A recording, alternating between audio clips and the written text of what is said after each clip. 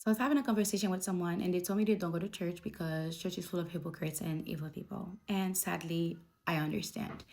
But my argument was, where do they not have hypocrites and evil people? Because please sign me up, right?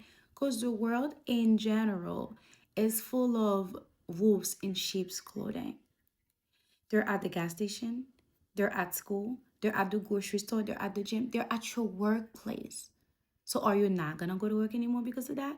No, you're still gonna go because you need the money.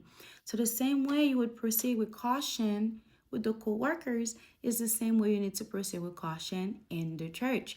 Brother so and so, I can only say hi to. Sister so and so, I can have a little bit of a longer conversation with. This sister, yeah, we could be friends. And there are the people who, with time, they become like family. And speaking of family, even in our families, there are wolves in sheep's clothing. Do they stop being our relatives? They don't stop being our relatives, but we can limit how we interact with them. There are those that we only see now at the once or twice a year family gatherings. There are those that we just love from afar. And there are those that we have to cut like contact with completely for our own safety and our mental health, right? But they still are relatives. At the end of the day, we need to remember that people go to church because they need Jesus. So there are all kinds of people, you know, different levels, different characters, different education, different backgrounds who are there.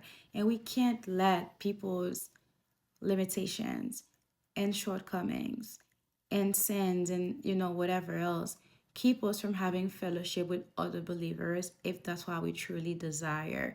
Now if you aren't a believer, then that's another conversation. But if you are a believer of Christ who desire to have a home church, who desire a fellowship, you shouldn't let that limit you. That's just what I think. So I want to know what you guys think. So tell me in the comments.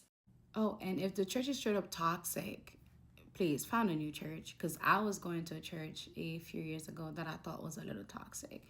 And I had to leave and find a new church. And that's completely okay. But like I said already, you just don't want people's shortcomings to keep you from having that experience if that's what you truly want. All right. Again, let me know what you think in the comments.